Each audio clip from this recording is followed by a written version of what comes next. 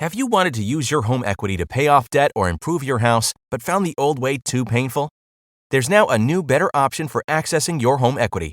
It's called HomePace. Here's the key. It's not a loan, so there's no monthly payments or interest. Instead, HomePace gives you money up front as an investment in your home. That's right. You get money that you can use however you want without the burden of monthly payments. Then someday when you decide to sell, you share a portion of the gains or losses in your home's value with HomePace. That means if your home's value drops, HomePace takes a loss too. HomePace gives homeowners a better choice to access home equity. No monthly payments, no interest. To get an instant quote, go to homepace.com/quote. It takes less than 5 minutes. That's homepace/quote to get started. It used to be hard to find the exact auto parts you needed, and that meant spending a lot of time at swap meets. It's a different game now when you can order exactly what you need from eBay Motors. They have 122 million parts, so you can always find the right fitment. Spend less time searching and more time building with the eBay Motors app or visit ebaymotors.com. Let's ride. The following is brought to you by the Social Suplex Podcast Network. This is John Silver, lead recruiter of the Dark Order, and you are listening to All Things Elite.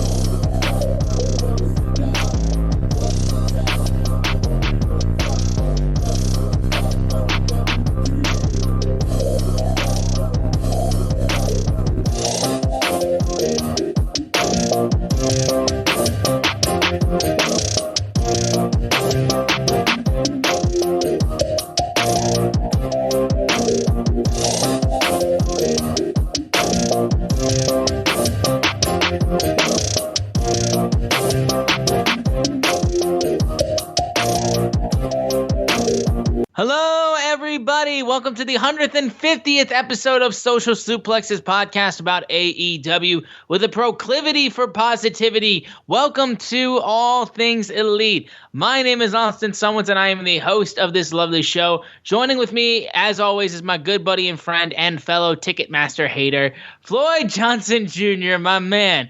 How are you doing after today? So, I will tell you, from about 11 a.m. Eastern to about 6 p.m. Eastern, you probably got your grumpiest Floyd. That's about how long it took me to get over what happened. Yeah, so we'll get into that real quick. Honestly, even before the whole spiel about us promoting shit, Forbidden Dance went on presale today, and that shit went gone quick. It went gone. Yes. So the white males came out for their show. Yes, the no females at all. The niche only male wrestling fans came out. My sister doesn't exist apparently. Oh my God! It was just like when I read that, and like I have a well natured, a well set up timeline.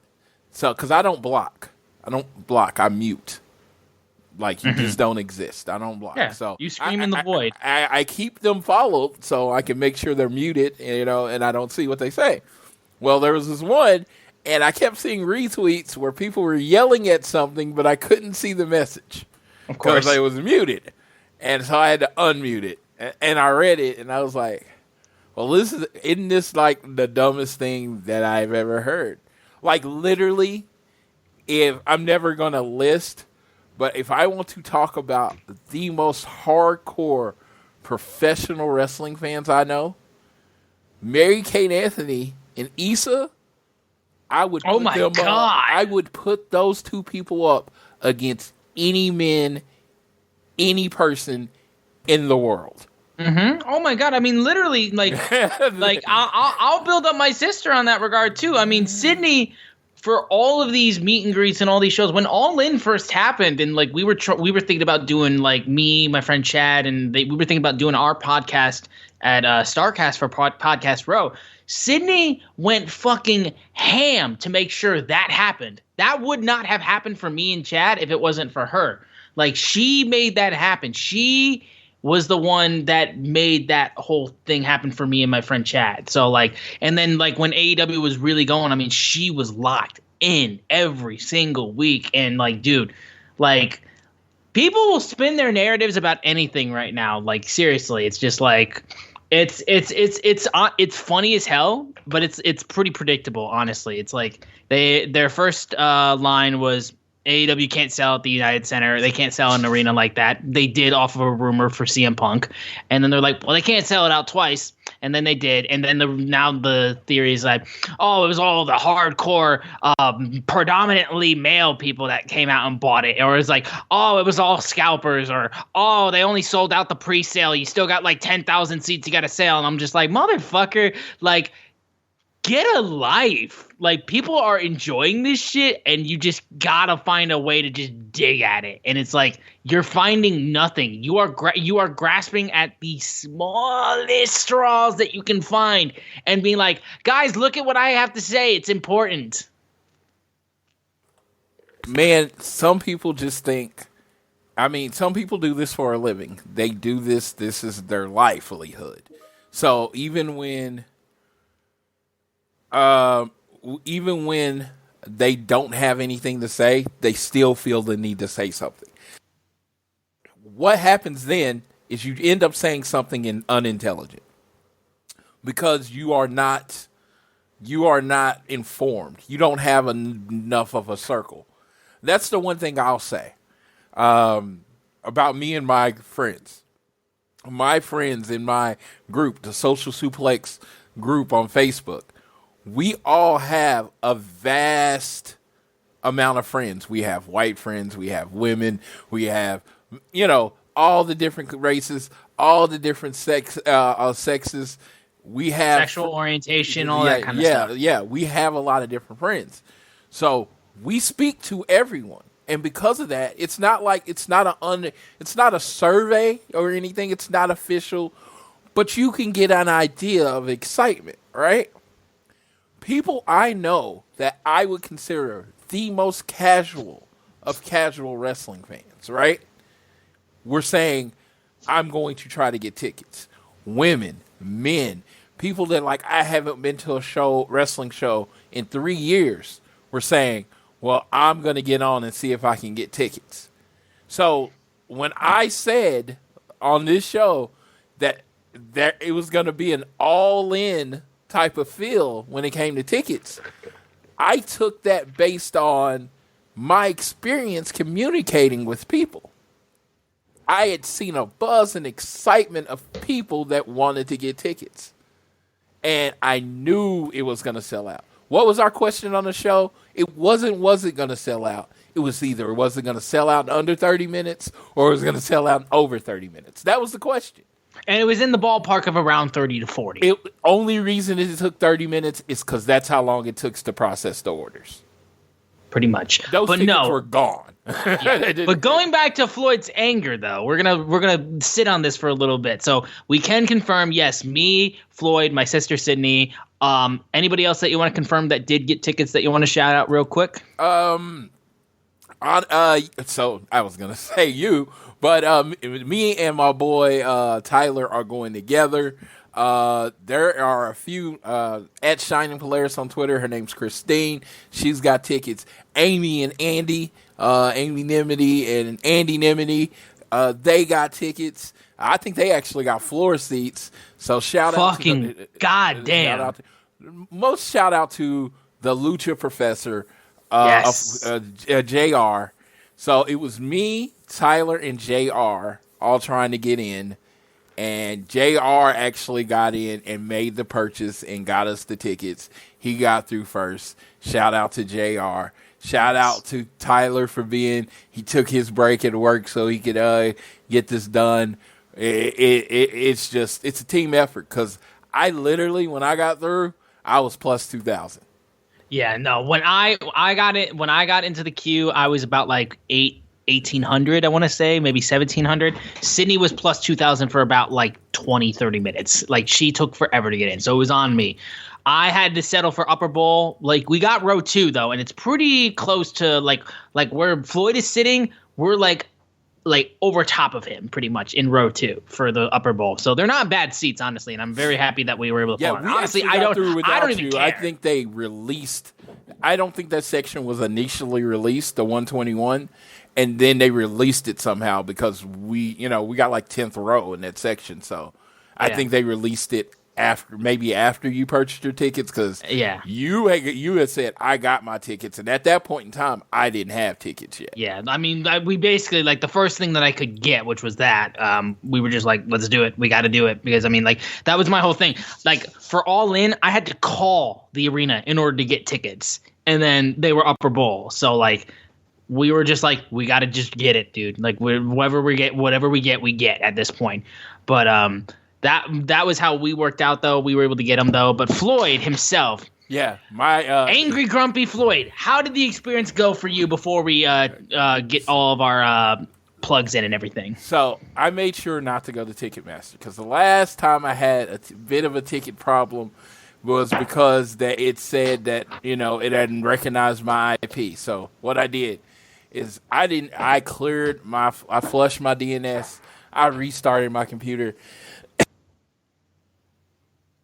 That's computer talk. I sat there, I went to sleep because, and I got up and I go straight to Ticketmaster. I sign in, get in the queue. I know that the queue to get tickets opens up about 15 minutes before the show. So around 15:30, I start refreshing. I refresh. I get in the queue pretty much like a few seconds after it opens, right? Tell my other friends to get in the queue. They get in the queue after me. I'm telling you, they get in the queue after me, right? So I'm like, okay, I don't know if I'm going to get in first. I don't know how the system works, but I've done everything I can to get in the front of the queue. We're all on the phone, and then it goes doo-doo-doo, the little beep when it's saying the time is going. It says, waiting to put you in the queue. My other two friends already have a number, and their number's going down. It hasn't even put me in the queue yet. The number pops up, plus 2,000. And it stayed that way for 14 minutes. and it was like, everybody's like, what code did you use? I was like, it didn't matter. By the time I got through, it was sold out. It was effectively sold out by the time I got in. I know they didn't announce it to 30 or 40 minutes, but it was only 300 sections. It was like, and I'm one of those people. I'm a little spoiled. I admit it. Say what you want about me. If it came to the 300 section, I'm not flying to sit in the 300s, damn it. I live in Oklahoma. I will throw a party, and I will have everybody come over my house. I will feed you, and we will watch the pay-per-view together. I'm not. So we just kept refreshing until we got 121.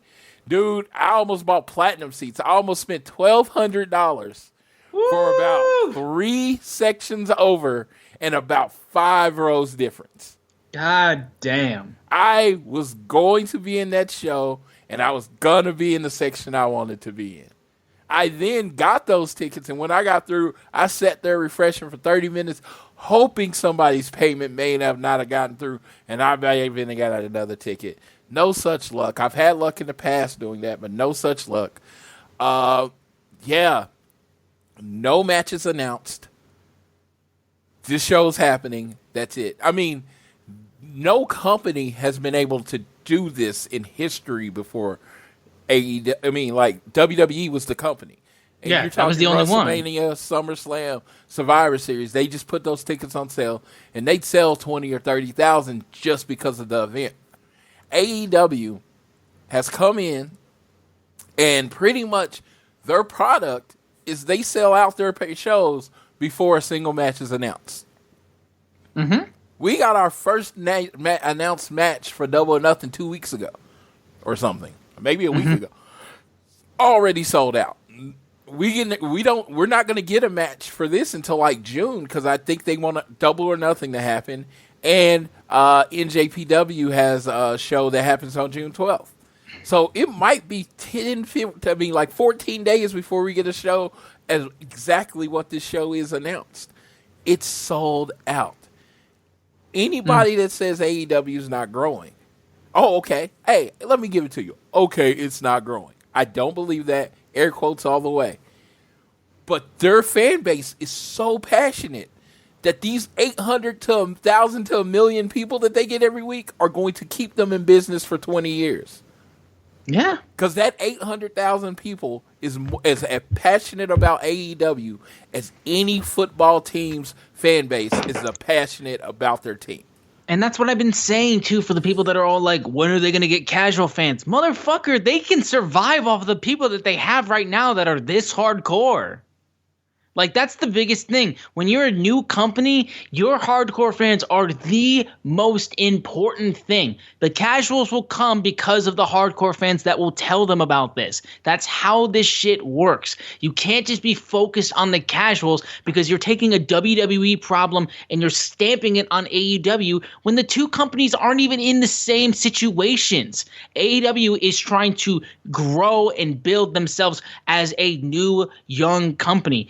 WWE is trying to grow as the conglomerate of pro wrestling and sports entertainment that they are, because at this point, they've pretty much hit their peak for what hardcore fans they're going to have. So casuals is really all they can bring in at this point. So you're taking situations and you're trying to band-aid the solution of like, oh, this is what AEW needs to do. No, they are completely fine selling out the United Center for the second time in less than a year. CM Punk debuted less than a year ago at the United Center, and they sold it out. And now, less than a year later, they've already sold out the United Center, arguably the second biggest arena in the country, twice.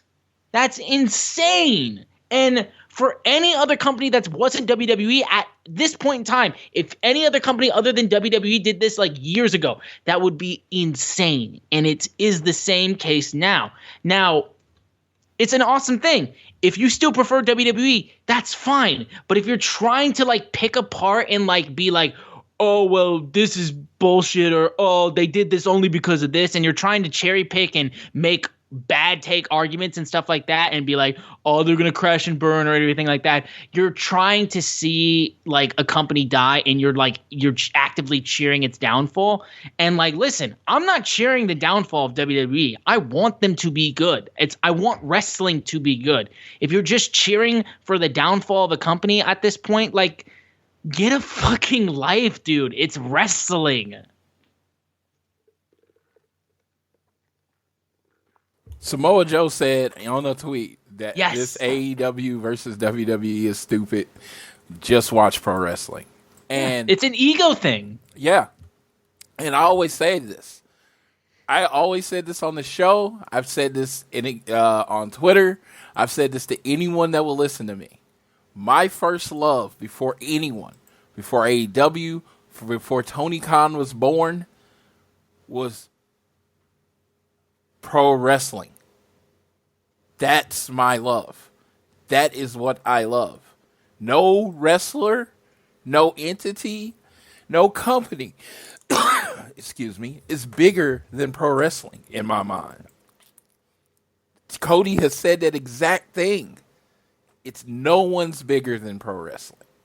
When my favorite wrestler retires, I will move on to another favorite wrestler. When a company that I love goes out of business, I will start watching another company. If no companies are on TV, I will be down every week at my VFW hall or my bingo hall watching or calling wrestling. I am never going to not watch pro wrestling. Until the day I get Alzheimer's and forget I exist, I will be watching pro wrestling. The people I know in my life feel the same way. Yes, I am more entertained by AEW on a weekly basis right now than WWE. Yes. That could flip. I don't see it happening, but it could flip.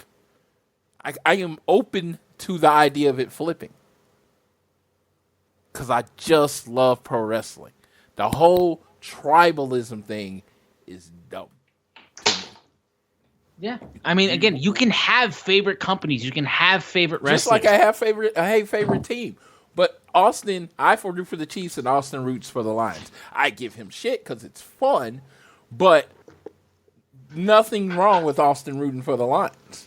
Yeah, obviously, like, you have rivals, and, like, with sports, it's a lot more different with rival teams because, like, that's a rivalry that, like, is meant to be, like, fuck you. Like, that's how it goes.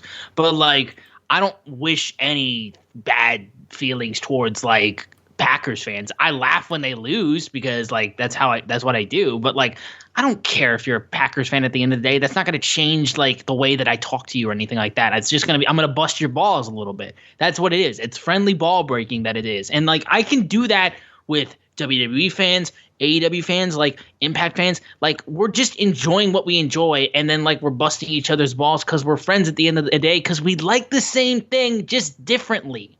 That's how it goes. So, please, so the people that are just being like, they're going to crash and burn. Oh, the only reason they sold out the United Center was because of this. Or, oh, they didn't technically sell out. It all went to scalpers. Or, this bullshit reason that I'm convincing myself. Get a fucking life, please, for everyone's sake. Believe me. I mean, AEW scalping didn't start with AEW's product. No, it's not something that only existed, and it's not something that doesn't already happen with WWE shows. Trust me. For people who have tried to buy WrestleMania tickets, it is a thing that has existed in other wrestling. I promise you. Yeah, people act like AEW, like, in Tony Khan invented scalpers. Like, dude, I live in Oklahoma City, the smallest big town ever, right? As soon as the Thunder got here, it became a job. People either moved here or they were down the corner and their livelihood was based on scalping. When COVID hit and no games were happening, scalpers were without a job. That was a big group. Good. They were without a job. It's just like it's a part of it. And it's like, honestly, if fans collectively, as a fan, I know there'd never be a fan union, but fans collectively say, I'm not paying anything more than ticket value, scalpers would go out of business. Yeah, but there are going to be people that want to buy them because, there are it's people just like me. I want to go. Yeah. I don't care if you're charging 3 times the ticket. Well, at least you're not charging 6 times the ticket like that one guy, so here's some money. Mm-hmm. It's just, it is what it is. I'm a part of the problem. It is what it is. I know, like, it's just, like, some people are afraid to say that. I know I'm a part of the problem. I know when I drop $500 on a $100 ticket, yeah, I'm telling that person to keep doing it. Sorry. I want to go more than my principles at that point. I just want to be there. I'm glad I'm in the building, and I'm glad I didn't have to pay more than face value. I'm in the building. It's great. Yeah. But you were Grumpy Floyd for a bit. Oh no, I was grumpy because of the tickets I got. I wanted to be on the floor, and I didn't necessarily it wasn't like first 3-4 rows. I wanted to get as close as possible, but I would have took 10th row floor. I wanted to be on the floor. And it was just something about it. And honestly, you know where it comes from?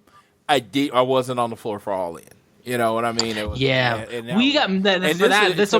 This feels like All In. I will say this will be the last thing before we wrap up and this little conversation and get into the actual Dynamite review of the show. But like when we bought, like I said, because I called into the arena to buy our tickets for All In, and then I can't even remember this. Like Sydney had some sort of online friend that she made for like that time frame only, because I don't think she talks to this person anymore. But this person would like literally had opening seats next to him on the floor, like for All In, and just gave them to Sydney, like 2 seats for floor for her birthday. And I was like, what the fuck? So what we did was, because our friend Chad was going with us, we had those 2 seats up in the upper bowl, actually. So what we did was we had one of us sit up top for half the show, and then the other person sat on the floor for the half the show. We would switch, and then at halfway point, we switched pretty much after Cody won the NWA title. And then Sydney would stay down on the floor for the entire show. That's how that went. And yeah, it's an experience definitely for a show of that magnitude to be on the floor. I did that with JR because we got like 5 tickets, and he really wanted to see the Lucha Bros versus the Young Bucks, so we switched spots so he could be there when the Lucha Bros won the tag team belts. And it's like, yeah. So it was like, it was amazing, and I'm glad he got to experience that. And it's just like when you have people that work as a team like that, that is beautiful. I remember All In, I ended up with 11 tickets before. I was just calling around, seeing who had extras, hustling and bustling. I had 11 tickets, and I think you ended up we had 8 of us in our group. I sold 2 to a person face value because I'm not a dick.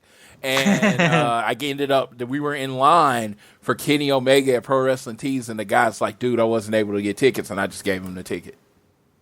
Mm-hmm. So that's how I got rid of my 11 tickets to the show. Yeah. But I think we'll move off of the Forbidden Dance sellout talk. And again, they're going to be having some sections still remaining for general admission starting on Friday. So you can still try. Best of luck if you try to go for tickets again. And yeah, let's sell this motherfucker out for realsies with these remaining tickets that'll go on sale for general. But we're going to get into our review of AEW Dynamite from this week, but I got to shill real quick. Make sure you guys download this fine show on Google or Apple Podcasts. If you listen to us on Spotify or any other podcasting platform, give us a share with your friends, family, coworkers, whoever you wish. You can leave a rating and a review, and if you're so inclined, you can leave a donation through our podcast provider, Red Circle. But the easiest way for you guys to support us is by following us on social media. On Twitter, we are at AT Elite Pod.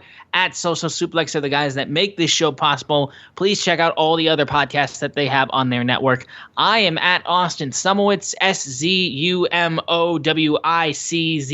and Floyd is at Floyd Johnson Jr. on Twitter. Now we can get into our AEW Dynamite review that took place from Baltimore, Maryland.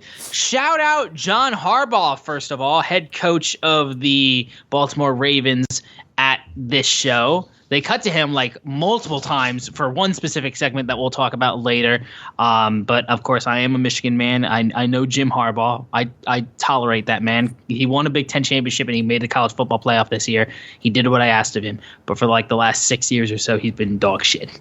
That's just one more say. I've criticized that man way more than people around me, and people think I'm insane for it. But I've never been a massive Jim Harbaugh fan. But regardless, we're not talking about football. We're going to open things up with the Owen Hart Foundation men's tournament qualifying match. I believe this was the last qualifier match before the bracket was fully filled out, and it was Red Dragon's Bobby Fish facing off against Jeff Hardy with Adam Cole Bebe on commentary for this match.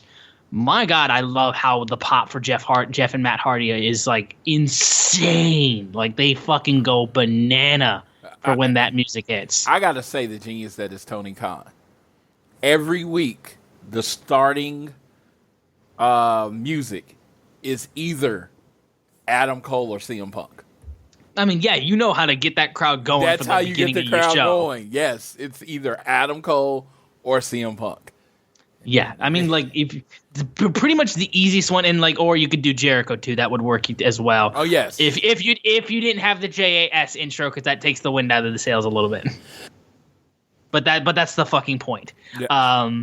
But this opening match, this qualifying match for the Owen Hart Foundation tournament, was pretty dang good. Honestly, Jeff got worked. His leg really worked on by Bobby Fish, trying to really take Jeff Hardy from getting his high flying offense. Was at some point where I thought Jeff was working a little slow, but then he turned it up another gear, and I was just like, nope, he's back into it all of a sudden. Really solid opening match, honestly. Jeff became the sixth man to qualify for the tournament and got the win, forcing the Undisputed Elite from not having 3 members in the tournament. Now it's only just 2 members with Adam Cole and Kyle O'Reilly. And this was a good opening match, honestly. It wasn't anything outstanding, I feel like, but this was just a good match with a babyface that people absolutely adore, and then one member of the Undisputed Elite, which are crazy over right now. And this was just a really good opener to Dynamite. And like I said, I'm pretty sure that solidified, if I'm not mistaken, or there might have been one more match, if I'm not mistaken. There was one more men's qualifier match later in the night that fully solidified who all the members were, except for one, for the men's tournament for the Owen Hart Foundation. So, Floyd, go ahead. I don't know if Jeff Hardy is either old or injured. I don't know which one it was. You were going to say, like, you thought he was moving slow, too? He was moving slow. Like, Bobby Fish literally 3 different times waited for him to get in position. Mm-hmm. Like, I was going to say, I thought he brought it back a little bit closer towards the end, but, like, yeah, I was like, he seemed a little bit behind. Hey, and I think it's just because, like I said, this man threw himself off of fucking ladders for like 15 years. Yeah. Crazy piece of trivia. Bobby Fish is actually older than Jeff Hardy. It's nuts. Jeff Hardy's actually been in the national scope a lot longer than Bobby Fish. But Bobby Fish is actually older than Jeff Hardy. I just thought in this match, Jeff Hardy's age was there. But I will say this because I am the proclivity of a positivity. It very well be he might not be 100%, and he hadn't worked a singles match in a while. He'll come back to it. He's Jeff Hardy. The ism, as it's called in Social Suplex, I don't even know what that means. I've just heard it said a lot of times in our group. He's over. He's one of the. He is going to, at 70 years old, be walking out, and he's gonna put his hands over his head and flicks his hips, and fans are gonna go crazy because this dude. I mean, say what you want, he's always over. Mm-hmm. So good match. I mean, it was a match at that point, and you know the right guy won, especially for what's it setting up in the future. The right guy won. Yeah, absolutely. And like I said, like Jeff is, like I said, probably like this man has already jumped off so much high shit since he's gotten to AEW. And I mean, at this point, man, is like he's getting old to the point where he's done that for so long. They're going to catch up with him eventually. But like, we're just going to keep riding until the wheels fall off with Jeff because, I mean, like, for God's sakes, the people fucking love him. We moved over then to a trios match, a.k.a. the Blackpool Combat Club kick the shit out of people match. I'm being a little bit too harsh. The Andrade family office got a little bit of offense in this with the Butcher, the Blade, and Helico facing off against Danielson, Moxley, and Yuta. In the end, though, the BCC continued to showcase why they are probably one of the most dominant trios in AEW. And I am so excited, too, because they were building up the fact that Wheeler Yuta is going to be in the Best of the Super Juniors tournament, which I am very excited about. Yeah, I mean, they pretty much guaranteed I'm going to be tuning into the Best of the Super Juniors. Unfortunately, I have done a horrible job of keeping up with New Japan. Oh, my God, since same. COVID came, and I watched a match where fans couldn't cheer, and it was just like, I couldn't. But if you want to, if you are like me, and you have gotten a little behind on New Japan Wrestling, I do have a solution for you. And it's on the Social Suplex Network. It is the best New Japan pro wrestling podcast in the world.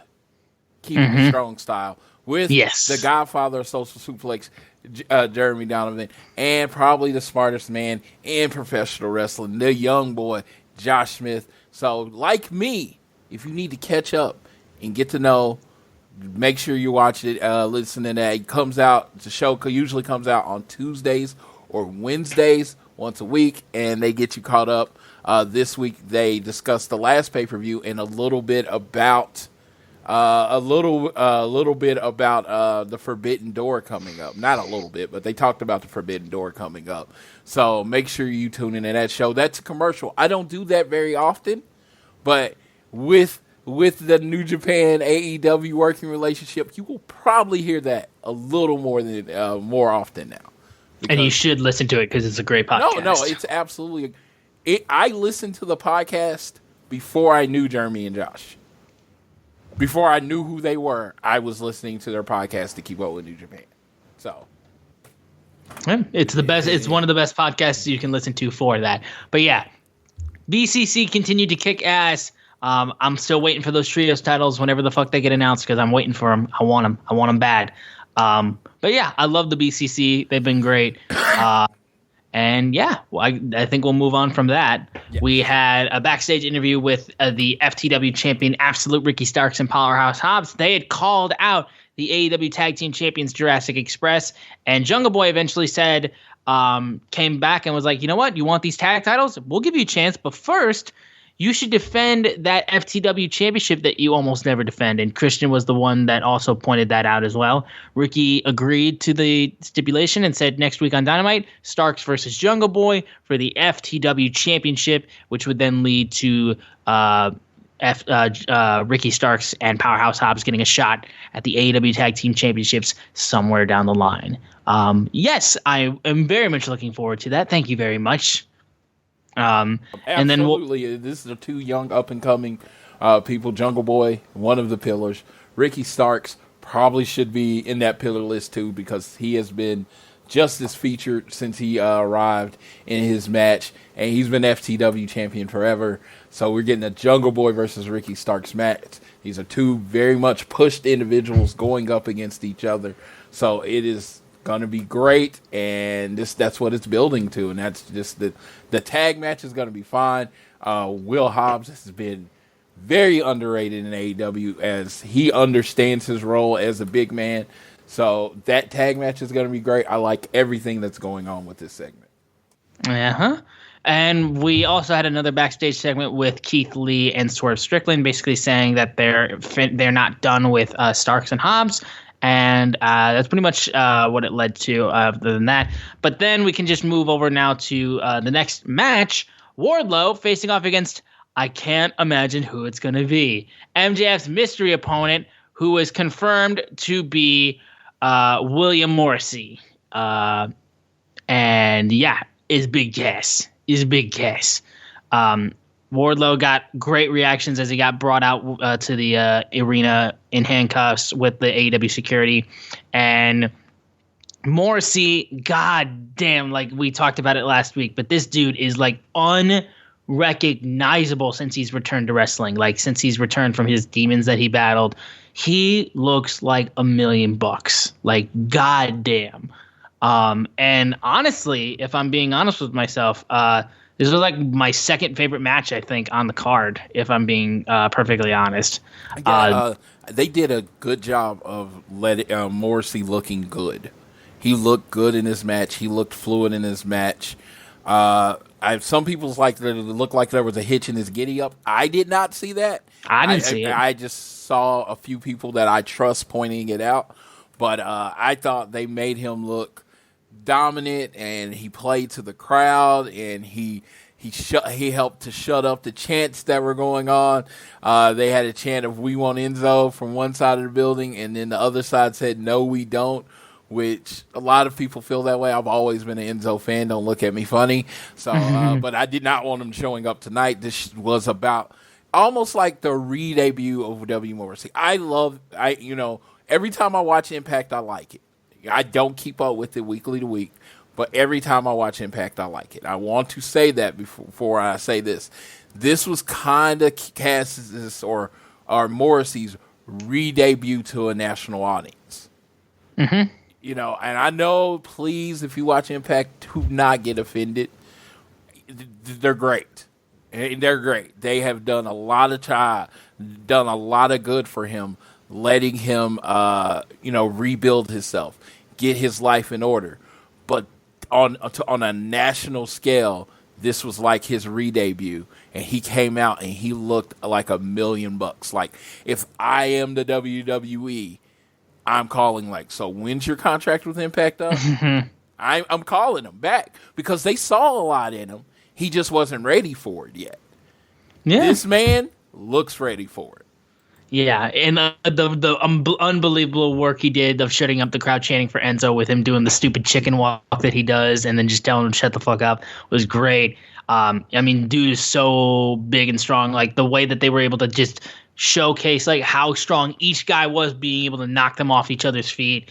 Wardlow is still like he's getting over so well with his incredible like hybrid offense that he has, where like, yes, he's a big man that can power slam another big man to fucking oblivion, but also he's a guy that can fucking do a moonsault, because that's the thing that he can do too. Like, I don't know how he can do it, but he can. And yeah, this was a really good match that showcased both of them. And if Morrissey wanted to keep doing stuff with AEW, I'm sure that the door would be open. They've got plenty of room for big men to be in the company. I mean, like, everyone wants to say that AEW is filled with nothing but small guys that like are just doing flips and shit. But we got some big guys too, and they could use another one if they want one. But otherwise, big, and then there's big cat. There's big cats too. William Morrissey. I'm like, there's big, and then there's him. Yeah, like, there's when Morrissey. He's 77. When he says he's 7 foot tall, he's 6'10". He's every bit. He puts on some Timbs. He's 7 foot. You know what I mean? It's just like he's right there. No, yeah, and Morrissey did great in this match, honestly. And I'm just glad to see that he's just thriving in his new like almost body, since he's really just kind of improved himself. And I cannot be more than happy for the guy, because it's good to see him doing this and having a different outlook, and just a different in a better place in his life, honestly.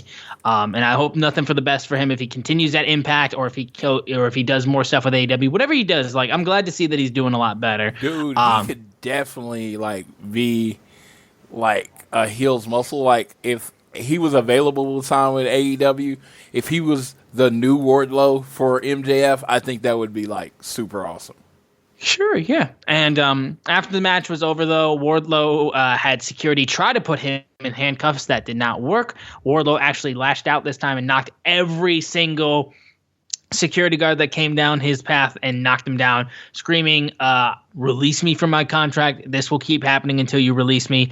MJF was like, "All right, how would you feel about us having a little bit of a match, and if you win, I'll let you out of your contract?" And he's like, "But I got conditions," because of course this dude does, and those conditions will be done in a contract signing that will happen in the most magical place in the world, known as Long Island, New York, next week on Dynamite. Hey, okay.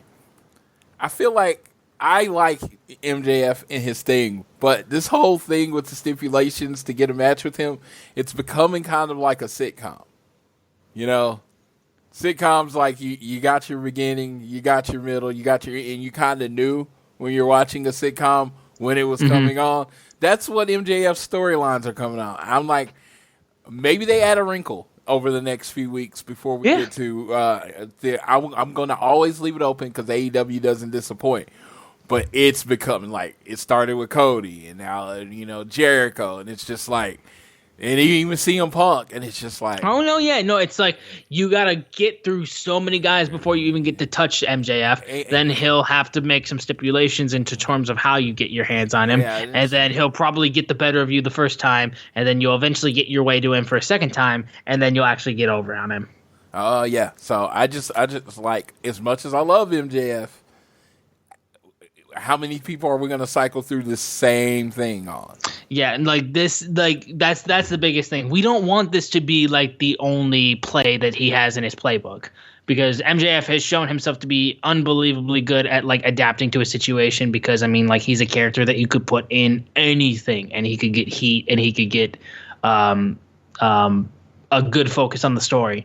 But if this is his only play, like, I mean, which I don't think it is, but it's just like, it is starting to look like, all right, so we're kind of going down the same path a little bit. Is anything going to change up, or like, what's going on? Like, I don't understand like what the situation is going to be. But yeah, no, it's just like, I'm watching it and I'm just like saying it, and it's just like, if you're a person that has watched it from the beginning, brand new people don't know the gimmick, and it's fine. But if you're a person, day one Dynamite guy, I mean, shit, if you're day 100 Dynamite or 50 Dynamite guy, and you're on your third person with this, you're like, okay, what makes it where he gets all this power in every storyline? He has the higher ground. It's like CM Punk's clearly a bigger star. how can MJF dictate to him what he has to do to get to wrestle him? With Wardlow, it makes sense though. It absolutely makes sense. I'm not taking away from it. I'm just saying you're looking at the situation, and there's this guy named Tony Khan. It's just like you feel like Tony Khan just jumps in and say, "Hey, you got to fight Wardlow." No, because Wardlow's not under contract with AEW. He's under contract with MJF. Get it? I understand. They explained it. I'm just saying when they get to the next person, change it up. Maybe on this one, change it up. Maybe Wardlow loses. I don't know what you do. Because I feel like it has to end with Wardlow winning, but it's just like you have to figure out a way to change it up. They've at least changed up the presentation with him being carried out in handcuffs as compared to Punk just wrestling random people, like not random people, but just his goons with the Pinnacle. So I love it that he's so scared of Wardlow. He's so scared of Wardlow. He doesn't want him free at any time. Yeah. No, and again, I think it'll be exciting to see like what stipulation-wise they go for this match, because they're going to do something like that.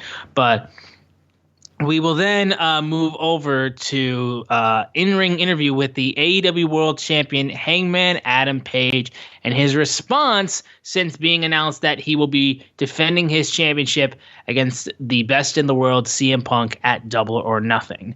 And Hangman came out and said how it would be really easy for him to come out and say how he loves and respects CM Punk, and he's looking forward to shaking his hand in the ring and standing across from him at Double or Nothing. And he said it would be really easy how he's looking forward to having an all-time classic for the AEW Championship. And he said that would be really easy, but it's not going to happen. He said at Double or Nothing, there will be no handshakes. He's going to destroy CM Punk. And he also talked about how the match isn't going to be some like circle jerk or masturbatory tribute to Bret Hart. Okay. Yeah. Oh. Now you've pissed off Floyd.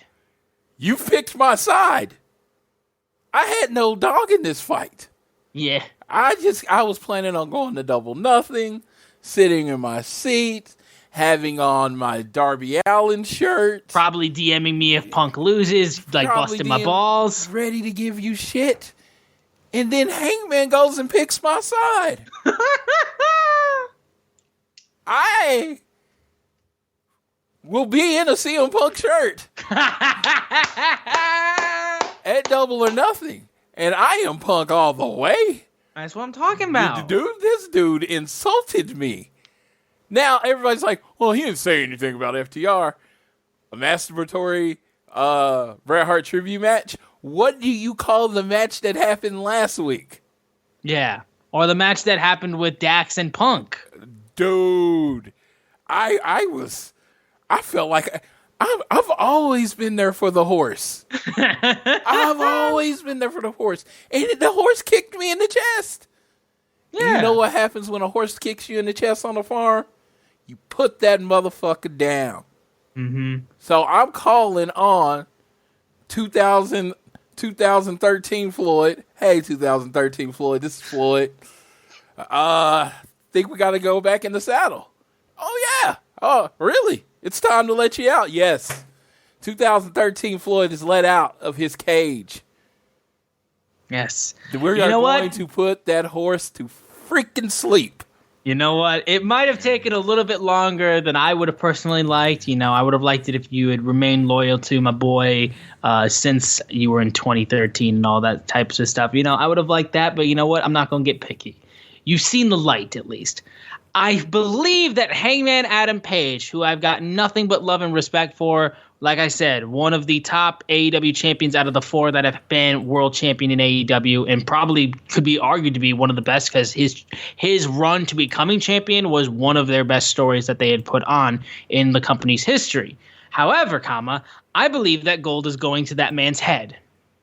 I believe that man has all of a sudden gotten a little bit too big for his cowboy britches and has all of a sudden lost his way because saying, oh, he's off filming another TV show. Isn't that ironic? And he said, I'm going to embarrass you at Double or Nothing. And I'm like, I'm sorry, Mr. Cowboy. I'm sorry, Mr. Cowboy. Weren't you put in this position by your friends who were also EVPs of this company? if you want to talk about people taking advantage of their situation, if you want to talk about people who are like gifted things or are doing things in like, oh, they're off doing other things and then all of a sudden they can get this type of stuff. Like, what the fuck does that make you? What the fuck does that make you? Not good enough to get a TV show. That's what it makes them.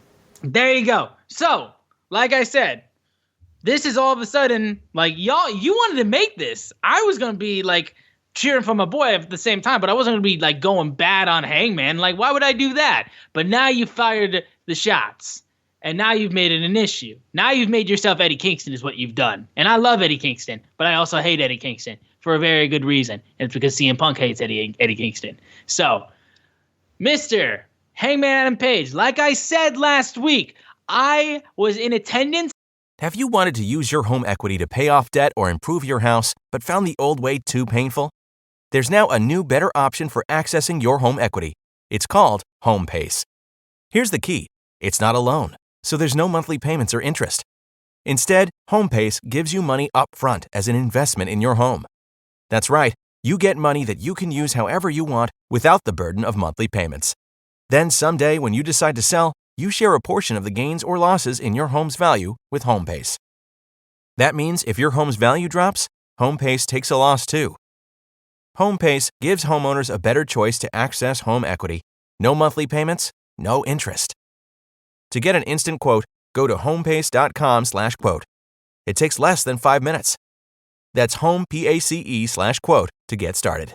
The We're Going Family Style deal. Because I want a bite of your Big Mac. And I need some of your Quarter Pound. I'll try your Filet-O-Fish. There's a deal for every friend group at McDonald's. Order any 2 classics for just $6. Price of participation may vary. Single item at regular price cannot be combined with any other offer. For when CM Punk made his return to wrestling after 7 years of being away. I was in attendance. The first match I saw CM Punk wrestle live was his first match in 7+ years. And now, at Las Vegas, Nevada, at the T-Mobile Arena, I will be in attendance when CM Punk has that AEW championship around his waist and wins his first championship since his record-breaking 434-day reign as WWE champion. You cannot deny it at this point, and Hangman is honestly becoming the denier at this point because he is very much led this. He's lost the Cowboy Wade. The code is gone. He doesn't have Dark Order to reel him back in and be like, buddy, realize what you're saying right now.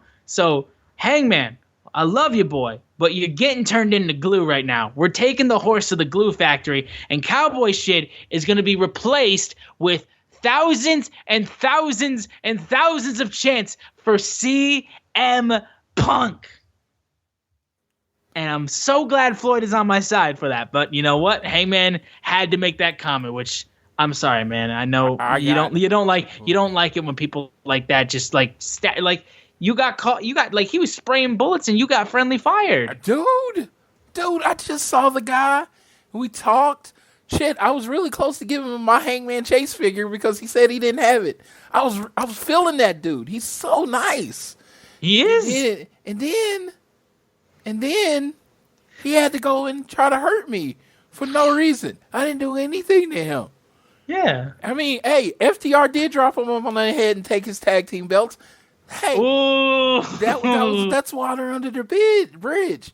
And I can say it's business. My history with Punk. I was there in that magical city of Oklahoma City where after Batista, I had a conversation with Edge. CM Punk bravely walked down to the ring, looked Edge in the face, gave him a go to sleep, and became the World Heavyweight Champion of WWE, his first major title in WWE. I was there in Oklahoma City when that happened. Like Austin, I was there when he came back from his 7-year break. I was there for his first match in AEW, and I will be there at the end of May when Mr. CM Punk climbs to the top of the ladder at AEW and gets his birthplace, Tony Khan's chosen star, and becomes the AEW champion. And me and Austin will go out after and have a celebratory Pepsi for Mr. CM Punk to celebrate him being a champion. Pepsi's and ice cream bars. And to celebrate Hangman's ticket back to the mid-card. Boom.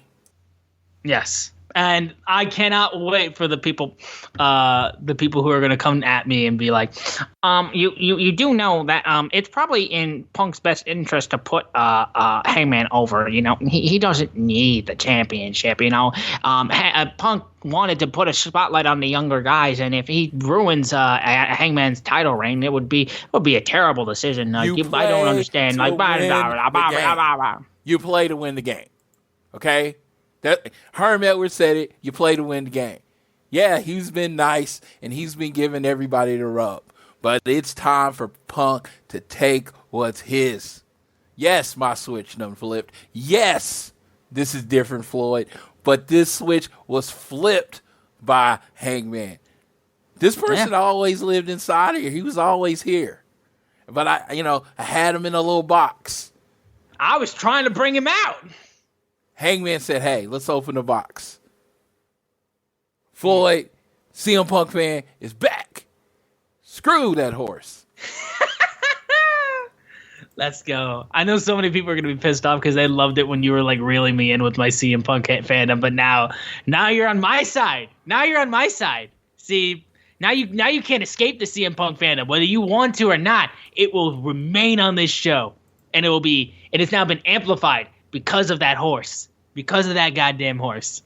But moving on, we had a match that was announced for Rampage by Jay Lethal, Satnam Singh, and Sanjay Dutt for Konosuke Takeshita, and we'll talk about that when we preview Rampage. And then we had the grudge match between the newly nicknamed The Wizard, Chris Jericho, after Rampage, facing off against Santana. I'm sorry, when you call yourself the Wizard, I just think of the Nintendo movie. See, I think of the Wizard of Oz, and since Chris Jericho is probably that old for that to mean something to him, that makes me laugh.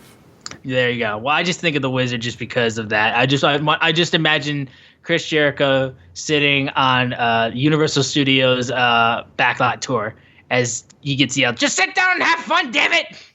That's just what I imagine. It's just weird. Regardless, though, Santana made the dive, tope suicida, as Jericho was making his entrance. They were beating him up with steel steps, and I found it quite funny that the JAS proceeded to not do anything about this. Like, kind of just like they didn't want to cross Ortiz. I get Ortiz is a very dangerous and crazy man, but like, I believe Ortiz had a bat. I realized that, but like, I didn't see him swinging it. I think it at least made it make sense a little bit. And, you know, I was just saying a little bit. I was pointing it out. Oh, hey, this is another episode of Faces Have No Friends. It very much is, but regardless of the fact, this match, when it eventually got into the ring, was a pretty solid match. Santana wrestling single style, had some really good moments. Of course, we love it when he throws up the three amigos. I also love too the really quick frog splash that he hit after headbutting Jericho off of the top rope when they were fighting up top. I like that just because it was like, okay, he's got the opening. He's not going to stagger and give Jericho a chance to get back up and knock him down again. He actually just like, once he hit the floor, once he hit the canvas, he was like, all right, frog splash, go. And then just did it. And I thought that was a solid little bit of stuff right there. There was outside interference multiple times where Angelo tried to use the baseball bat, and Ortiz took that away. Santana, there was just constant interference. Even at one point, Daddy Matt was on the apron and distracted the referee again. And then Jericho low-blowed Santana, hit the Judas effect, got the win. And then the JS proceeded to jump on Santana and Ortiz the entire time because Eddie Kingston's still recovering from getting flamed in the face last week. But yeah, this is in the situation of faces don't have friends. But I know that a lot of people will also complain that like all matches will a lot of times end with the heels beating down the baby faces, and then babyface friends will come out and save them. At least this time you didn't get nobody saving you, so at least you got that. But I want to say this about this section. I understand the story. The story is there. I mean, Eddie Kingston's gonna come back with two more friends. It's building to the two friends. It's making you anticipate the two friends. It is making you hate the Jericho Appreciation Society. It's establishing the Jericho Appreciation Society as a force. I understand the storytelling aspects of it, but good Lord, you like, oh, we're going out there and there's only 2 of us and 5 of them. You think you could find 3 people in the back that just like hate Jericho and the group as much as you do or something. But again, that's always going to be a stupid hill I have. This is a thing that generally bothers me and no one else, so I get it. So I can honestly move on to the point where I am looking forward to who the 2 people are going to be, because AEW is excellent at surprises. And whether it is Homicide and Hernandez from the old LAX crew, maybe it's another debuting tag team, maybe it's somebody they got coming along the pipe that you would never think of, but something's about to happen, and I think we're going to get blood and guts. I think that's where this is leading. That would be nuts. But yeah, I thought this was all right. I thought this was a decent enough match. And then we had the Gun Club and Acclaimed getting scissors in backstage. Don't really know what else to say about that. Yeah, Ass man, Mr. Ass scissored them. They scissored them. That means you're best friends forever. That's a new faction. That was a faction being born right there.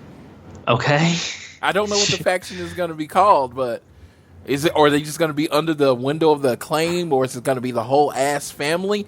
But all I know is they can put out a really good rap album with 2 of the people. Okay. Yeah. And now I just imagine like scissors with asses t-shirts, and I just like, do you actively want to print those? I don't know. Yeah, absolutely. And I'm looking forward to in Vegas going to Max's concert, because he has to feature Austin Gunn now, right? Doesn't he have At this point, I mean, like, might as well. They're best friends now. Best friends. Yeah.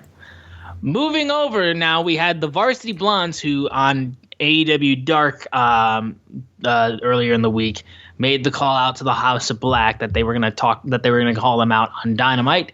And they were out there with Julia Hart, Griff Garrison, Brian Pillman Jr. And Brian Pillman was talking about he stand before the crowd, a young, humbled man, not just because of his experience in AEW, but because of the encounter with the House of Black. It was probably the most humbling experience, though, was watching everything he had worked for being torn apart little by little. However, he remembered a quote from John Harbaugh, who they cut to like 5 different times before he was even mentioned by Brian. Like, bro, wait for him to say his name, then you can cut to him. Like, otherwise you just cut to John Harbaugh and it's like, why does he care about this? Oh, because of that reason. And then it's just like you could have waited a little bit. I know that we showed him earlier in the show and like you wanted to show him one more time before the promo started, but it's like, wait a second, because like we know he's there. He said how that quote from John Harbaugh was to attack each day and with enthusiasm. And he said he lost sight of that. He got comfortable, complacent. They lost their enthusiasm. The House of Black drove them apart. It's a new day. He's feeling enthusiastic about protecting the one thing that's made them whole, and that's keeping everybody together, protecting Julia. So he wants to fight the House of Black. Lights go off. They come out and they appear, and they start surrounding Brian and Griff, and Julia's in the corner being like shielded a little bit by Brian and Griff, and they jump an attack on them. And eventually, after they finish attacking, Malachi slowly approaches Julia and then has a steel chair in hand. Gives it to Julia, who's like quivering at the sight of Malachi. Eventually, though, starts to get a bit of a smile when she's brought over by Brody King with the steel chair. And Buddy Matthews is trying to get him to swing the chair at Griff Garrison, who's like staggered, like, don't do this, please. And she's looking like she might do it, and she doesn't do it. And Malachi Black is furious, grabs the steel chair away, rips off the eye patch of Julia Hart, and that's when the Death Triangle comes out and chases off the House of Black while Julia is still clutching at her eye. So we didn't get the turn just yet, and I know people are like dying from blue balls over this, but we didn't get it yet. They're still teasing it. But I will say this, because of course we know that the House of Black is one of those factions that are just like, the fans think they're unbelievably cool. So like, even though they're being portrayed as heels, they don't really care because they're just crazy cool. This was a situation where the Varsity Blondes with their like old school 80s style, like babyface look in a feud like this, like the fans are going to turn on them so hard because they think the House of Black is so cool and they're waiting for Julia to turn, and Garrison and Pillman are going to get eaten alive by the fans in this feud. It's just what's... I want to be clear. I want to say something that I don't know if I said it, but I've always felt in AEW. I love every show, but I always feel like the show is literally overbooked by one segment every week, right? This was the segment. And I know they were using it because they wanted to keep adding a little bit more to this story that had been holding on to for a while. But it's like, first off, I didn't love Brian's promo. Unfortunately, I thought it was kind of slow and this reeked of Brian Pillman was only there because John Harbaugh was in the first row. Like, this segment was only on the show because John Harbaugh was in the front. There was that, and then also because they wanted to keep that Julia Hart, like, when the fuck is she going to turn? Like, they just wanted to keep that, like, people guessing on that sort of thing. And I know they give their wrestlers latitude, but I could not tell where he was going. And the actions once the House of Black got to the ring didn't line up with everything he said. He sounded like he was calling them out to fight. He stood there and waited on them. Yeah, he didn't make the first move. He should have been the aggressor. You just called these people out. And then the whole Julia Hart thing, I actually like the slow burn of that. I do. I actually do. But this felt like this could have been like a segment Rampage. On Rampage that you literally had and let it play and then cut it to, and it just seems like, of course, Brian Pillman Jr. is getting better. I'm not burying the guy. It just felt like this segment seemed out of place on this show. A little bit, yeah. Well, like I said, too, like when the fight took place, like the crowd had like kind of no reaction to it. And it's just simply because like they know that Varsity Blondes are being portrayed as the baby faces, but they don't care because they love Malachi, they love Brody, they love Buddy. Like they love the House of Black. So this is the one situation, because even for people that are like cool, that people like to boo, like to cheer and stuff like that, like Adam Cole and Red Dragon, at the end of the day, they will eventually get booed because they're good at their job. That's how it works. With a situation like this, it's like, while Malachi and Buddy and all the House of Black are good at their jobs, the Varsity Blondes aren't like there as baby faces to like bring the crowd back to like, oh yeah, these are the baby faces, let's cheer them. Because like AEW fans do still cheer and boo who you're supposed to be cheering and booing most of the time, like 99% of the time. But a situation like this, it's like the Varsity Blondes just aren't there as a team to like make you want to cheer for them because of the House of Black and how they're presented and how they showcase themselves. It's just how it goes. And then when Julia Hart turns, they're gonna get eaten alive. Like, it's just what it is. So, but regardless of that, we will move on now to the final qualifier match for the men's Owen Hart tournament. And it's Dante Martin versus Rey Fenix, which should we bring up now that we know more about why Darius Martin is out yet again? Yes, he was in a car wreck. Yeah. Of all things. Dude can't catch a break. Of all things. He was in a car wreck, and he is going to be out 6 to 9 months. After just being out all better part of a year, my heart breaks for the kid. I'm like, seriously. Yeah. I mean, Top Flight is that team that I was looking forward to over the next few years. I feel like he's going to come back. Don't get me wrong. I feel like he's going to come back 100%. But man, that's a tough break for him. Yeah, but again, like I feel for the kid. Like it's a really like rough situation to be in. It's just rotten luck, and like hopefully he's able to get healthy and quickly, as quickly as humanly possible, because I know the fans would love to see him back. But yeah, it's a shame because again, like I said, it was so good to finally see him back after that long absence. But regardless, Dante Martin and Rey Fenix faced off in the final match for the qualifying for this tournament. And holy shit, the flippy shit. Like, it's exactly what you knew you were going to get. You were going to get the flippiest of the flippy shit. And, like, I saw people literally tweeting, like, this is live action Dragon Ball, which it was absolutely. When they did the fucking flip, Dante Martin, like, when they did the goddamn Spanish fly and they landed on their feet and then just looked at each other with, like just Dante's fuming and Phoenix has got, like, this cold stare on his face. And then that's when Dante got hit, used the Poison Rana on Rey Fenix.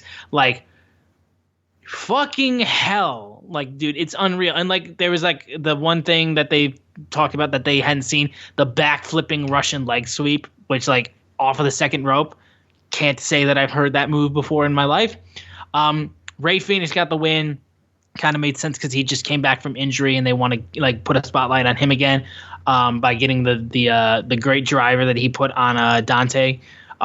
Fucking great match. Like, just really, really good match. These guys just, like, there was, like, even the one point where, like, it took a little bit of time for Phoenix to get, I think, Dante up on, like, a powerbomb position.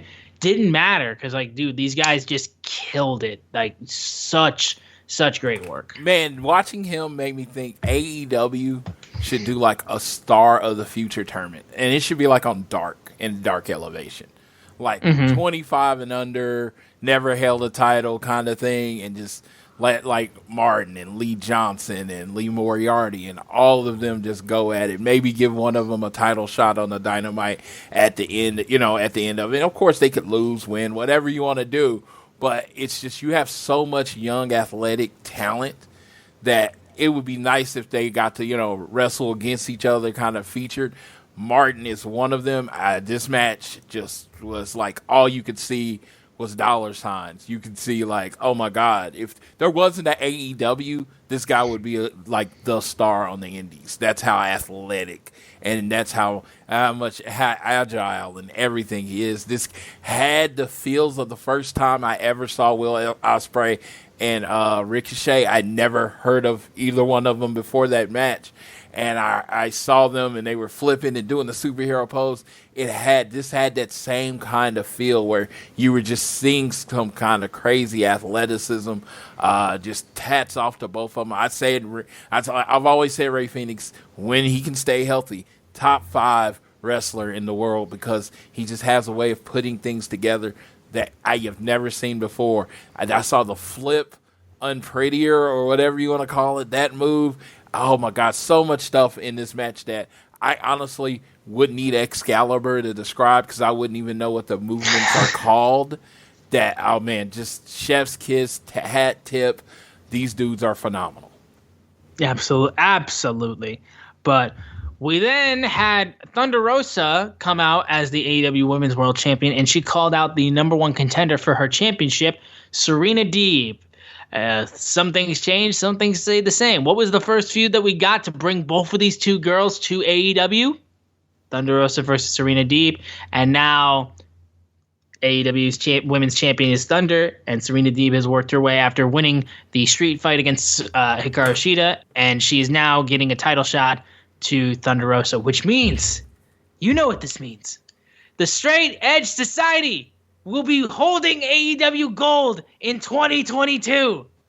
It is destined to happen. You cannot deny it. I love Thunder Rosa. I really do. All right, I was going to say, I'm not going against my girl. I love Thunder Rosa. This is a situation where Floyd's not going to be on my side with this because I know Thunder Rosa is her girl. And Thunder Rosa is genuinely one of my favorite women's wrestlers as well.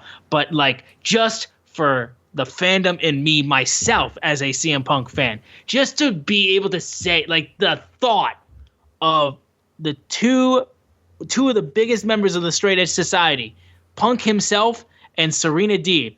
I don't have Doc Gallows. Maybe he'll be at the show. I don't know. But, like, and Joey Mercury is still in WWE, I'm pretty sure, as a producer. But regardless, like, just to say if they both won championships, the two, like, most recognizable members of the Straight Edge Society winning AEW Gold in 2022, like, it just make me feel so happy inside. This is one that I'm like, I know I'm screaming into the void for, because Thunder Rosa is outstanding. I love her championship reign. It's not going to happen. But, like, I would like it to happen just because it would be cool. Like, it just seemed really cool. But, like, regardless, this little promo between these two was solid. It was decent. Serena Deeb talking about how she's on another level, on a class of her own, and she's going to have that championship. And they are going to prove how, like, help. Like, this is supposed to be, like, really putting the AEW women's division on the map and, like, being like, we're going to make this the best women's division in the world. But in order for that to happen, the best women's wrestler in the world has to be champion. And Deeb believes it's her. Rosa believes it's her. And, like, there you go. That's your Double or Nothing championship match. Okay. My big thing is, in wrestling, you put your wrestlers in a position to succeed, right? Yes. I don't think this segment was the best position for them to succeed. The promo, yeah, no. Now, it wasn't bad. It wasn't bad. I'm not just going to critique. I'm going to give us a solution. Go ahead. Imagine if this was backstage, sit down with Jim Ross in the middle. Yeah, you know what? Honestly, like control the flow of the conversation, because the words sounded like you were building a big match, but the energy of a big match wasn't there. I think that was the thing, is that they wanted to be able to have, like, because again, it was another situation where it's like they wanted to have them, like, in the arena for it, and they didn't want it to just be a video package. But, like, even if it's still like that, though, because, like, people fucking went nuts for the BCC segment that they had on Twitter.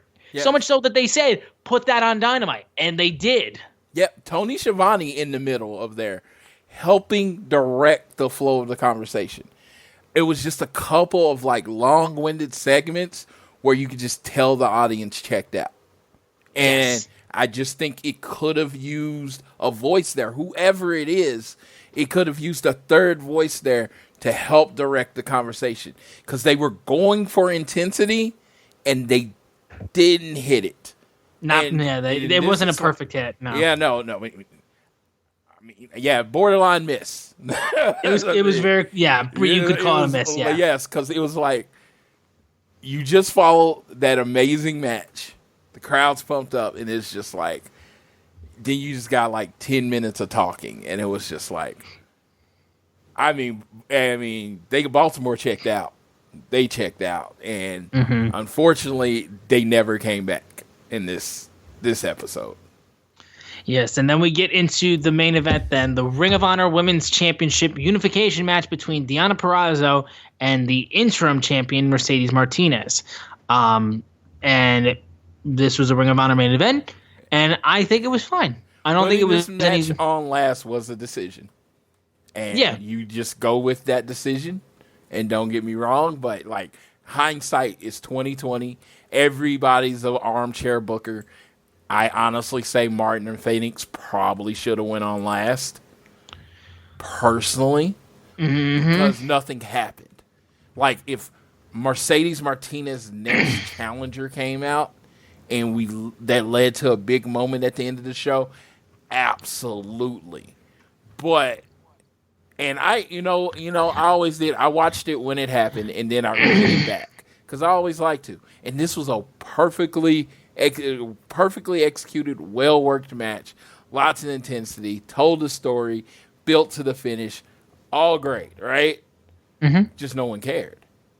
Yeah, and again, I know why they did. It was the championship unification. Like for Ring of Honor, this was a big match, but it's just like, like I don't want. Okay, so I will say this: I don't want Ring of Honor to be a situation where like they're doing their own thing, and then AEW tries to put like pick something that's big for Ring of Honor and then put it on AEW, make it feel big, and then like the AEW hardcore fans don't really care. I don't want it to be a situation like that. I don't want it to be like that.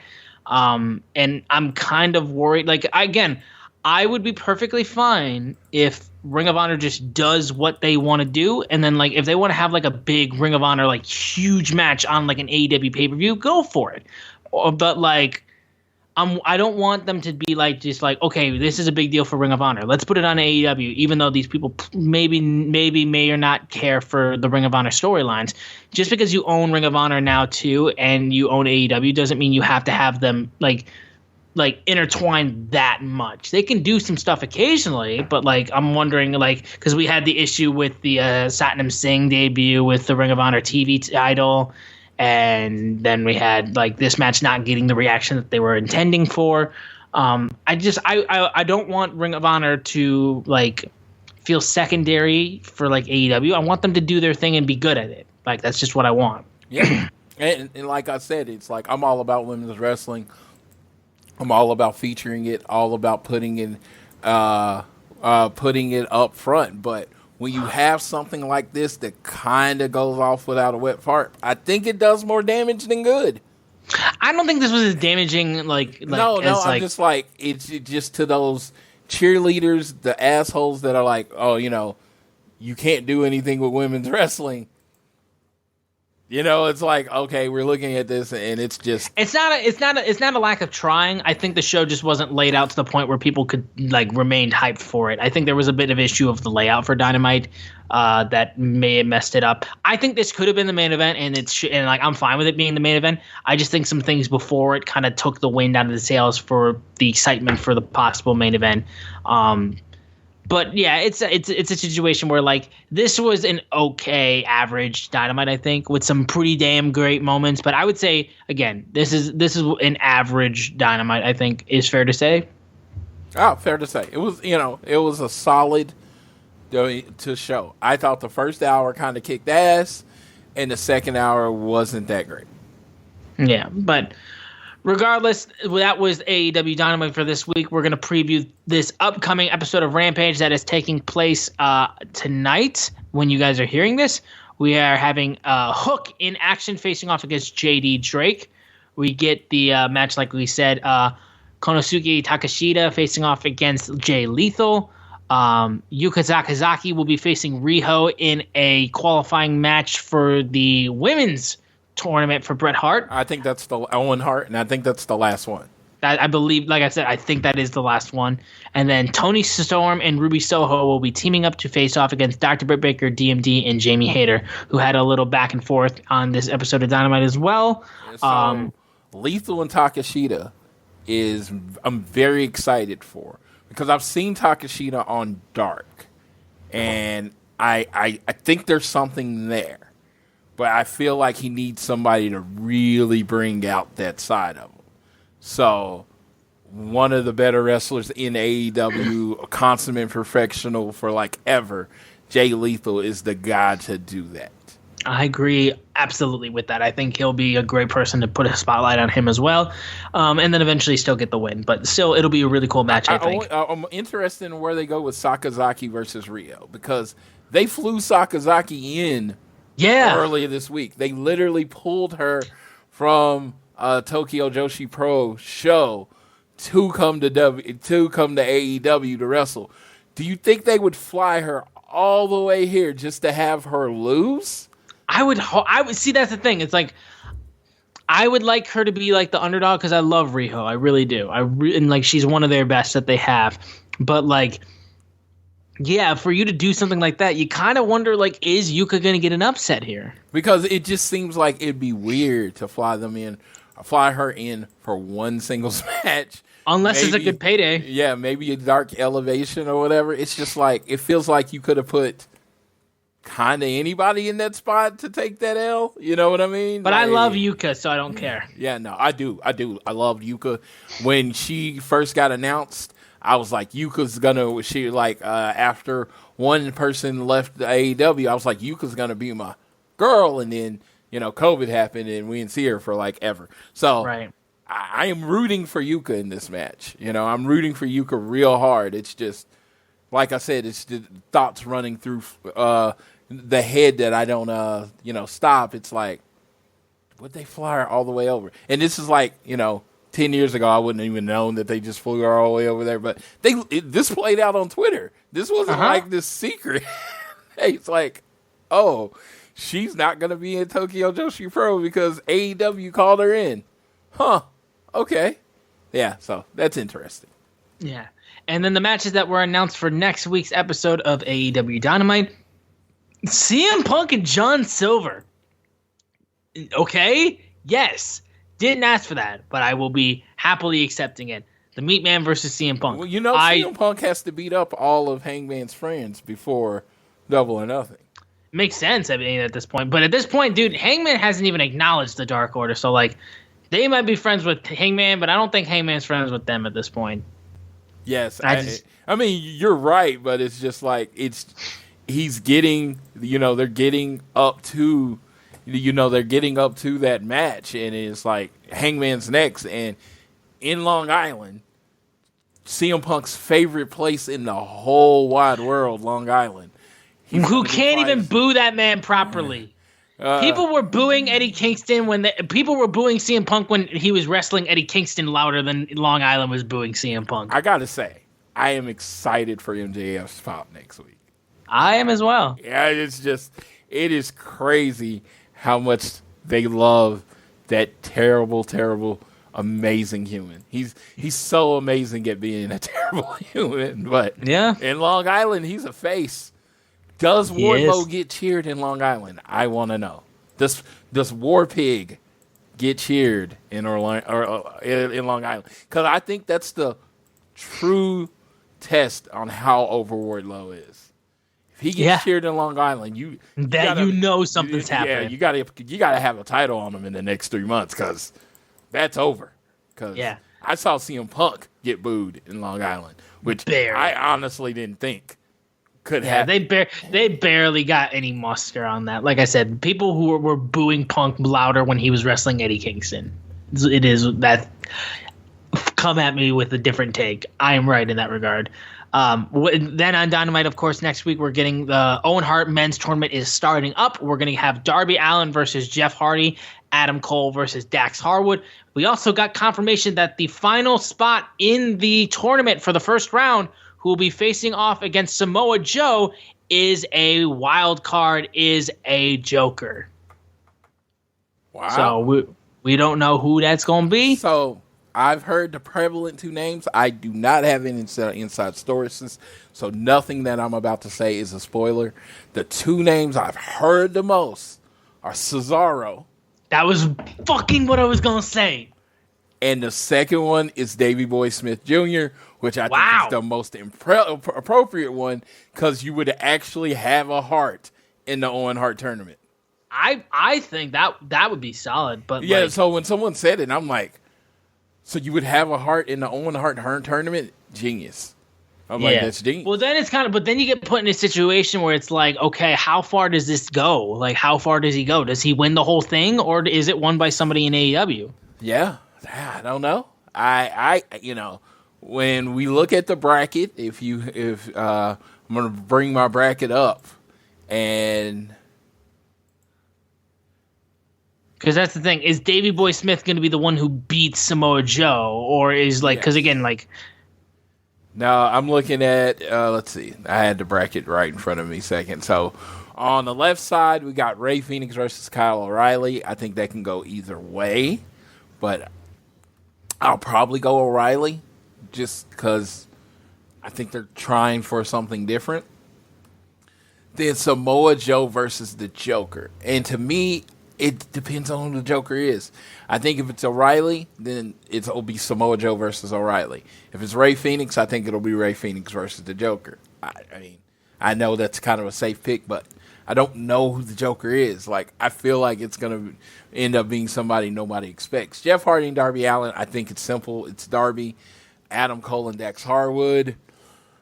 Dax really wants this really, really bad. So actually me and Austin are on opposite sides of the world this week, because Austin is the world's foremost mentioned Adam Cole fan. So Adam Cole makes the most sense, but I will be pulling the most for Dax Harwood. But yeah, I mean, Darby wins it. That's how I see it, not just because he's my favorite. It's just he hasn't been in a title picture or anything in a while. That win elevates him. He can get back in the TNT title picture. He can get back in the world. He can get in the world title picture, whatever you decide to do with him. So I think that's who I go with, but that's not knowing who the Joker is. Yeah, and I will wait until the Joker gets announced before I make my decision. No, but Adam Cole winning too. It's like Adam Cole has, done his work. That's probably who I would say, honestly, would win the whole thing. He came in and he put Hangman over, and he made Hangman look really, really good, and he's had amazing matches, and he's performed on this level, and it's just like, oh my God. But can a Shawn Michaels guy win the Owen Hart Foundation tournament? I don't know. Can you do that? Who knows? We'll see. Shawn Michaels guy. Yeah, and it's so funny because Adam Cole versus Dak Harwood. It's a Shawn Michaels guy versus a Bret Hart guy. It is quite funny in that regard, Yeah, but I do think like, my prediction is Adam Cole winning the whole damn thing. And then please give me Cesaro as the Joker. I know, like, Davey Boy Smith, like, I understand. But like, I want Cesaro. I want Claudio Castagnoli in AEW. I want that more than anything. Please give me that. Like, or you know what? It doesn't have to be. If you're gonna debut Claudio, debut him at Double or Nothing, because I want to be there for that. Yes, I'm. Cesaro's one of those people underrated for 20 years. He's been underrated for as long as people have been rated. I just thought of another guy I would like to see. I don't know what kind of wrestling shape or whatever is Chris Hero. That would be another good one. Oh yeah. Yeah. Us super wrestling fans, we all love us some Chris Hero. That's another one in there that I'm throwing out there. Joker could be a lot of people, so we're going to see. I advise you against amping yourself up too much because nobody promised you anything. Yeah, don't do a Christian again. Yeah, no, nobody has promised you anything. Shit, it might be just Christian. Like, so that'd be a nice fuck you. It's like, oh, it's Christian again. Yes, it's Christian. It's like, I never said it was going to be somebody debuting. It's Christian. Yeah. And then, of course, I'll wrap up to Dynamite. The last match that they announced to is Ricky Starks versus Jungle Boy for the FTW Championship. Yeah, that's just going to be an amazing match. I honestly don't care who wins, even though the FTW belt is given respect. I honestly don't care who wins that match. I think it's just like the winner is the fans in that one because I think it's just going to be a really good wrestling match, and I'm looking forward to that. Yeah. But that is our previews for upcoming episodes of AEW television. We're going to go through some headlines, and I know this isn't on the list, but Floyd, do you want to go down and mention the fact that we got another look at the AEW console game, which has now got an official name, AEW Fight Forever. Fight Forever. Which has also been confirmed for PC as well, console and PC. Yeah, so it's going to open up the world for some mods on the computer. That's going to be cool. But, we got Chris Statlander and Nyla Rose, and they looked amazing this week. Yeah, there was a couple things that I had a little bit of okay, it's not finished yet, where I was like, the Nyla no-sells for Chris Statlander's offense for her chops and stuff like that was a little bit more I was like, wow, she barely flinched at that. I was like, okay. Obviously, when Nyla made attacks, physical attacks on Statlander, it was sold a lot more. It looks pretty dang good to me right now, at least. I know some people are picking it apart, and that's fine. Again, it's a game that's not out yet, so you are more than welcome to do that. And I know there is also apparent rumors about some disagreements between Ukes and Kenny Omega. And apparently Ukes is trying to take advantage of old Kenny Omega. I don't know anything about building games, so let me just say this. So I literally have no comment. I'm on the side of the video game in AEW more than anything. So I literally could not tell you the first thing about programming and building a video game. So when I heard that there was an issue, I was like, you know what? I would have to learn a lot just from what I've seen, at least from the rumors on that regard, is that Kenny Omega is just the way that he's seen it. Of course, he has it in his mind what he wants the game to be, but he's not a developer. So I'm sure there's going to be butting heads on that. People are probably going to be like, why is Kenny Omega even involved so heavily in this process? He's not a video game developer. He's a video game player. And that might be something that Hughes doesn't like. Is a guy from the company that's just always checking up and always doing all this kind of stuff. But at the same time, you don't have a release date, so it's not like you're being rushed right now. So we don't even know when this game's coming out yet still. There's not too many people that know more about video games. And I'm not just talking than Kenny Omega. He doesn't just know he doesn't just know like, oh, what games are the best. He like knows how the engines work, who designs them, and stuff like that. So it's like, does he know how to build a video game? Probably not, but he does know about video games. So. And the other thing that I've seen too is the fact that apparently Ukes is possibly trying to get a multi-game deal with AEW, trying to like work that in, whereas AEW has been looking at the video game for Fight Forever and is as a one and done, which is why that they were willing to possibly upgrade their listed. They were saying that they were going to have like 50 wrestlers on the roster, and they would add more and more with DLC. But Ukes seemingly wants to have a multi-game deal with them to continue to make games for AEW, whereas AEW seems to be like, nope, just one. We just want one. So, again, these relationships can change and all this type of stuff, and it's like it's not something that's like people leaving the game. It's not like Halo Infinite levels of like, oh shit's falling apart. Absolutely, and that's the big thing with it is that they want to see how the game does, and if it comes out and it sells a bunch of tickets, sells a bunch of moves a bunch of units, I'm pretty sure they're going to be like, okay, let's go ahead and get another one out there. But if it comes out and it doesn't sell as well, and like I said, I think they're just saying that they want the 1 year just to cover their bases in case the game isn't what they want it to be. Because again, you're promising no mercy to these wrestling fans, and they're going to look at it and they're going to expect no mercy. Absolutely. But I do want to throw this out there. When the time comes and the game comes out, we will be giving away a copy of the game on the show. So let's go. I am looking forward to that because I have not anticipated much other than FTR winning the tag team belts again. I think, and Cody winning the WWE title. I think bringing back the Winged Eagle, do it. The number 3 on my list is this AEW video game. So it's very highly anticipated for me. I plan on spending a bit just really getting into the dang game and learning about it. So it's going to be fun. And then we have one last headline I think we'll go through before we wrap this show up. Yes, AEW finally announced its Fan Fest for Las Vegas. It is going to be Saturday. My computer just froze. Saturday, I believe March 27th. Am I saying the right date? No, March 28th. March 28th. At 10 p.m. from Mandalay Bay in Las Vegas. So that's exciting. There's so many convention places in Las Vegas. I'm very excited to be seeing that show there. What you can expect is from a person that's literally been to all of them. I've been to every Fan Fest. So they are going to have their jazz wares. They're going to have wrestlers in the ring talking. They're going to have a free section to get signings and autographs. Then you're going to have a chance to pay additional to get signings and autographs. And then apparently the BTE title is going to be defended at this. So even if you decide to just do the general admission, I believe those tickets are starting at $54.